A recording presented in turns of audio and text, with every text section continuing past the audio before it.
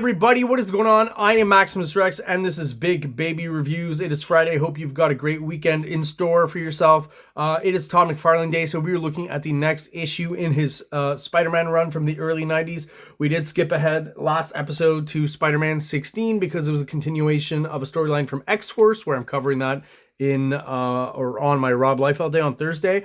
So it just made sense kind of continuity-wise for the channel to do it that way. But we are now going back a little bit in time to where we were after the Torment series, the issue 1 to 5 of Spider-Man, the series that was basically given to Todd McFarlane to write and draw, because that's what he wanted to do. He just never thought that they would actually give him Spider-Man to do it with. To mixed weird results, as you'll see in some of the elements of this storyline. I'll mention it.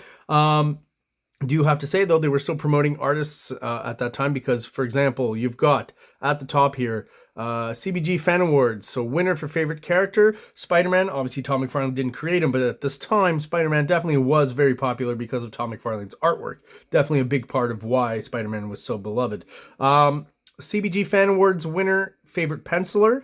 So that's Todd McFarlane, I guess. And that's kind of a weird thing because if you know at this point, Todd McFarlane's inking himself, and most of his pencils at this era, if you've seen some of them, are pretty minimal. You know, he does a lot of the drawing in the inking, so you know the pencils are more kind of compositional, don't really establish shadows and hatching and all the detail and stuff. But hey, I guess you know the penciling does lead to the inking. So basically, what they're saying was best artist, I think.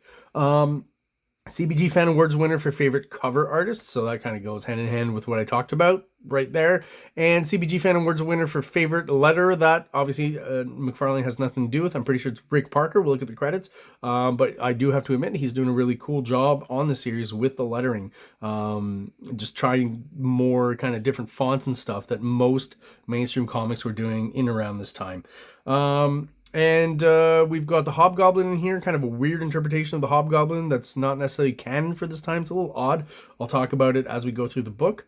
And wait till you see our surprise guest star that, of course, is not hinted at on the cover, but we'll find out who it is within the pages. And I like part 1 of 2, so it kind of clues you in that, like, if you thought Torment was maybe just a little too long, a 5-parter, and I do think it was very stretched out. It could have been maybe 2 or 3 issues also, Torment. Maybe McFarlane knows this. He's heard the criticism, so he's just going for a quick 2-parter here. And I have mentioned before, I do think the best storylines in Spider-Man are the 2-parters. So this one, number 6 and 7 with the Hobgoblin and our guest star that we'll meet soon. And issues, I think it's 12 and 13 or 13 and 14 with Morbius, which is probably my favorite one of this whole Todd McFarlane run. Anyways, we'll talk more when we get to that. One thing I do want to mention about this cover and the coloring, the fact that the highlight was left white, I find a little weird. You know, a little jarring maybe. It's not horrible, but I mean, a nice light version of this red, like a magenta or something, I think it would have worked better. And especially same on a Hobgoblin, wherever this color is, a lighter version of that, lighter version of this kind of green blue as well for the highlight. But you know, that's just my personal opinion on colors here. Opening her up, we've got the classic vertical panel. I love that it's just one big black panel here that started off, obviously to imply that they're in darkness, right? We get the typical vertical kind of Todd McFarlane buildings to establish where they are. Close-up shot, right? Not a far-away shot, but it's the McFarlane establishing shot, and it does work. Excuse me. And I guess here what we get is Hobgoblin holding his mask up, right? Because they're all kind of saying his face is very weird. So he's like, all right, I've taken my mask off. And obviously then we see that the face underneath isn't any better. So I'm not quite sure why his actual face at this point in Marvel continuity had like a demonic appearance. If someone knows the answer to that, let me know in the comments. Yeah, I just have no idea why he was like this, or if Todd McFarlane just introduced this in this issue when I read it. But you don't really need to know what happened before to enjoy the storyline, I don't think. Great double page splash, right? I love that, you know, kind of a Kirby trope where Kirby would start the first page with a splash and then a double splash. McFarlane didn't do a splash on the first page, but definitely a double splash for page 2 and 3 always is very effective. So, and this one's, you know, just a cool, awesome shot of the Hobgoblin. Coloring's a little weird in some places as well, I think, in this issue. I'll point it out here and there. Let's look at the credits. So artist, writer, Todd McFarlane, Rick Parker on letters, and Gregory Wright on colors. I think Gregory Wright's colors probably work a little bit better, personally for me, on Erik Larsen, more so than on Todd McFarlane. Not that it's horrible, it's fine. But I just maybe prefer what he does with Erik Larsen's art as opposed to this. This kind of green hue all over the page, though, that's kind of interesting. It definitely sets a mood, right? His colors are moody. I like when they kind of go slightly monochrome for a scene, and it makes it very different from the other scenes, right? But I mean, not skimping. These people are all kind of tied up in some sort of goo here. It's not really specified exactly what it is, almost like a spider would do, right? Which is odd, as Hobgoblin is not necessarily in any way related to a spider. Kind of reminds me of It as well, with the children kind of all caught up down in the, what do they call it, the hollows, or the, I forget, the barrens. I don't know if you guys are into It, but the new movies I thought were pretty cool. But I always will be a big fan of the TV movies from the early 90s. Not very gory, but a lot of the horror is, you know, in your mind rather than visually represented. Always thought this shot was cool. What I think you'll notice a few things in this comic I'll point out is, like, I don't know that Todd McFarlane is thinking of Spawn yet, but it's almost like he's practicing all the things that will make Spawn, right? Like the big cape and the folds and stuff. I mean, McFarlane for a while now has always been really good at making the capes look more interesting and complicated and huge, usually, right? That's usually the direction he goes. He just makes them really big. Which is cool. I think with his style, it just totally works. So Hobgoblin here, you know, espousing basically his new kind of weird, odd religious beliefs. So it's like he's part of, you know, he's kind of seeing himself as the guru of a cult with these people or something. Not as if he's, you know, imprisoning them, but he's saving them, or, you know, some form of salvation for them. And here he pushes the mother back inside. So I don't think it's ever really spelled out, but I think he basically kills her. She probably suffocates in there, you would think, right? With the, yeah, that's kind of what's implied there. But he's gonna, you know, Hobgoblin for some reason is taking a shine to this kid because the kid can look at him, right? Look at his face. So he's taking him as his disciple, I guess. And there he is cradling the child, and then we've got Peter Parker cradling Mary Jane in bed. So, you know, Todd McFarlane, again, practicing his Alan Moore transitions, right? Which he'll use in Spawn a lot. But this is a very kind of Alan Moore kind of trope. Which usually, most times with Alan Moore, happens on a page turn, right? So you'd see this panel, the page before, and then turn the page and see this. Is this more effective or less effective? I don't know for sure. I think it still works in this context here. I like these kind of just random shots of the Spider-Man costume. I guess he's just reminding you, oh yeah, that's Spider-Man, but in a kind of clever, interesting visual way. And then we meet our guest star. And here's something I find odd. You'll notice on the cover of the next issue, Ghost Rider will be on it, and there's like a speck of red light in his eye, like as if he has a pupil, which I think is really cool, and I always kind of thought was a McFarlane touch, but kind of disappointed to see that he doesn't do it in this issue here. So is it just on that cover for next issue? Is it within?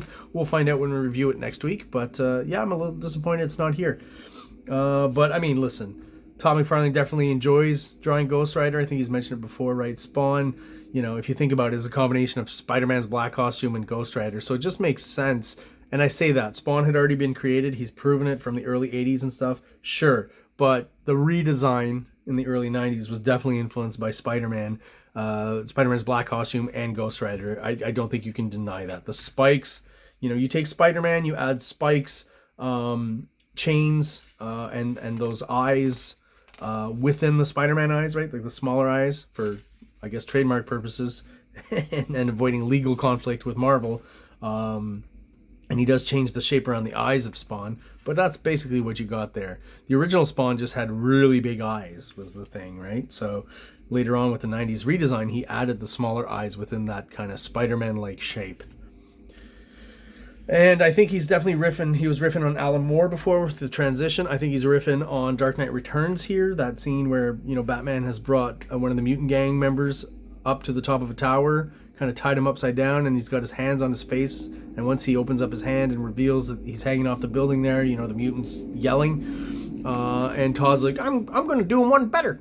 So throws in this idea that he actually does drop him, right?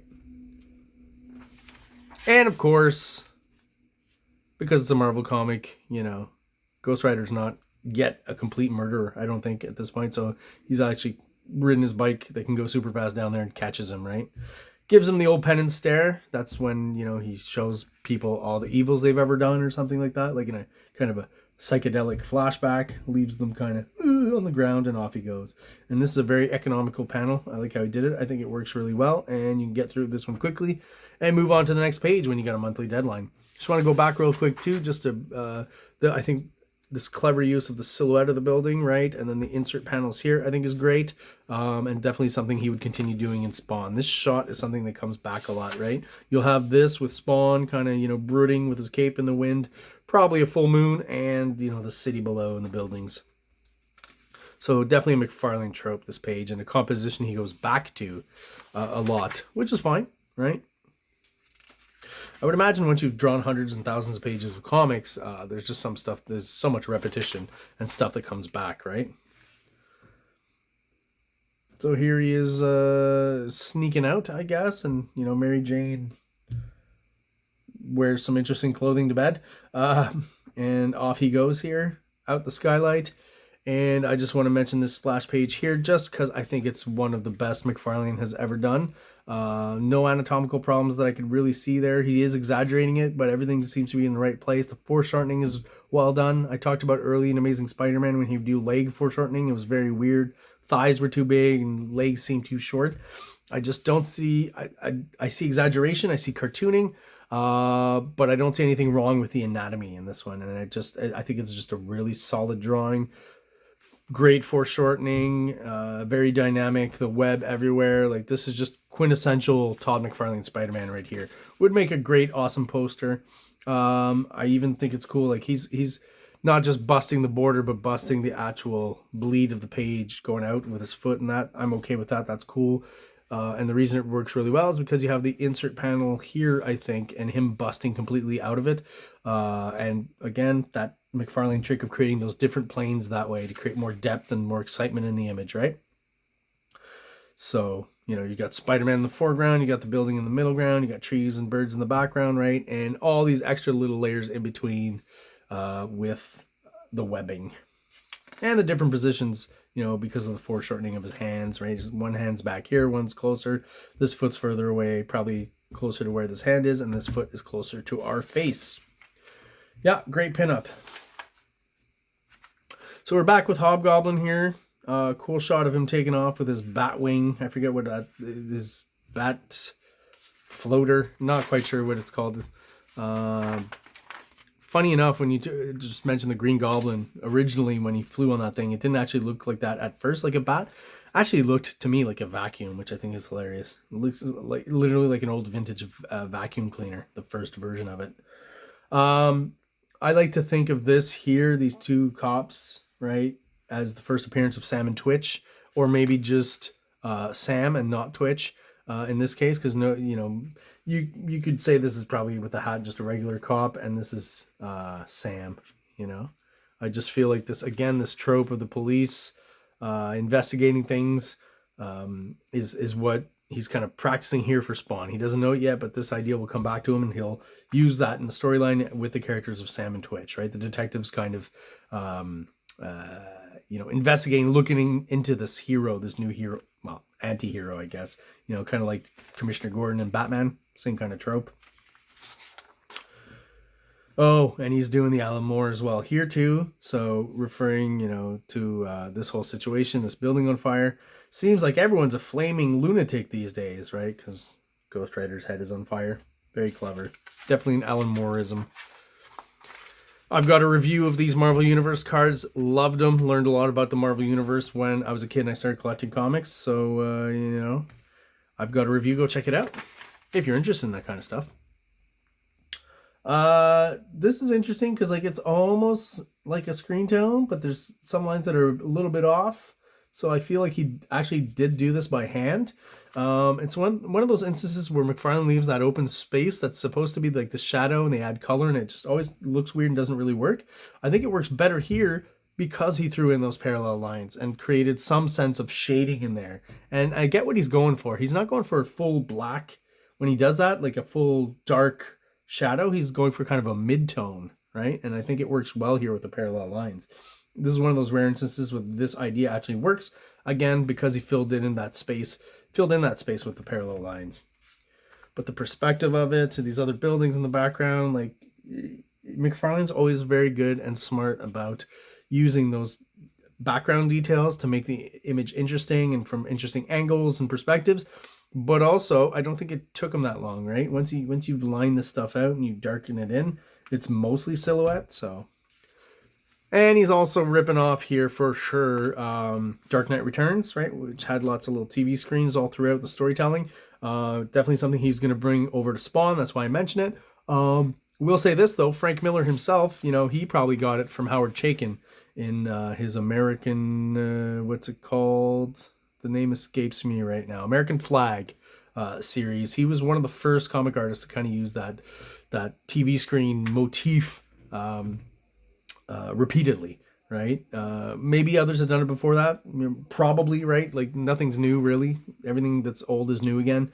But I can definitely see kind of a timeline from Howard Chaykin using it, Frank Miller using it in Dark Knight Returns, and then Todd McFarlane also using it in his comics.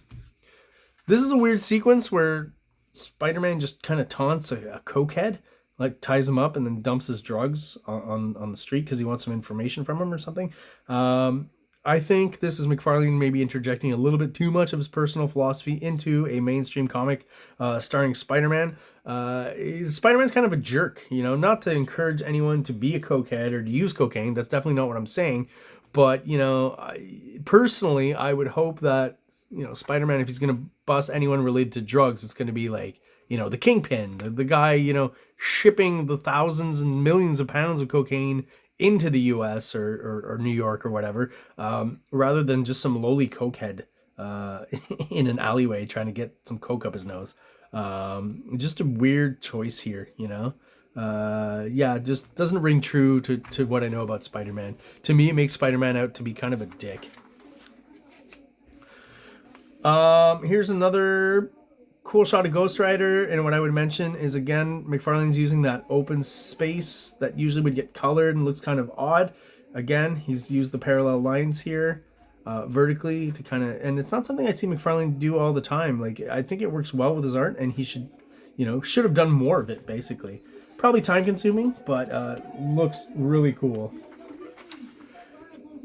Here we're back to the Hobgoblin, and what you'll notice is that the kid, his disciple or whatever, for the next few pages you're only going to see from the back, and there's a reason for that. Here you see him far away, but obviously not enough so you can see the detail on his face. It will be revealed why McFarlane is doing that. It's part of the storytelling. He is doing it on purpose. So, just thought it was weird how Spider-Man just kind of walks in, right? So, yeah, I've heard it all before as he's been talking to this kid. Who dares? So someone else is talking, and then Spider-Man just kind of walks in, right? He doesn't swing in, doesn't come in through the window or anything, doesn't do anything very Spider-Man-like. He just kind of walks in. So just even as a kid, I thought this was kind of weird, this part, but, not the end of the world. We're getting some of that interesting coloring down here that I talked about. The light yellow used for the light reflection. Not quite sure if that works so much for me, but...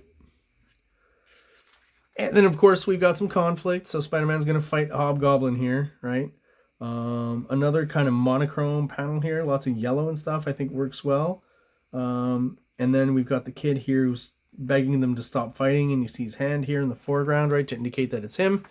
And then you turn the page for the reveal. And dear God, what has he done to his face? Is it makeup or is it mutilated? We don't know for sure. Hopefully all will be revealed next issue as to what the heck is going on with this kid's face here. And then just a hint that Ghost Rider is on the way. The Spirit of Vengeance races closer. Next issue, the conclusion. Obviously, it's a two-parter. Never got into Master of Kung Fu. I know it's probably a very 70s thing. And I know, obviously, a lot of that stems from the popularity, excuse me, of Bruce Lee in the 70s, right? A lot of characters were created after that, and martial arts kind of exploded in America after that. Just, yeah, wasn't ever that interested in a Kung Fu martial arts title. But there is one particular artist who does some really awesome work on there that I've seen some pages. I forget his name. Is it Gene something? Anyways, I should know his name, but for the artwork alone, I guess it'd be worth it. And there you have it, guys. That was my review of Spider-Man issue 6 by Todd McFarlane. Do you have any comments, concerns, anything secretive or interesting about this issue that I should know? Let me know in the comments below. If you're still subscribed and watching my videos, thank you so much. I appreciate your support. And if you're not subscribed and watching the videos, please do so. It's really easy for you. Really helps out the channel, helps get us more visibility and get us out there to more people who are interested in the same kind of stuff we are. Just want to thank everyone out there, and everyone have a great day. Like! Subscribe! Like! Subscribe!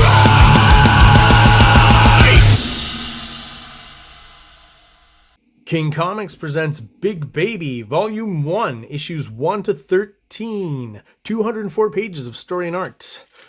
King Comics also presents Star Crasher one-shot, 32 pages, cosmic sci-fi surrealist adventure. You can find these fine comics at KingComics.CA, at MaximusRex13 on Instagram, or on Facebook, MaxRex or Big Baby.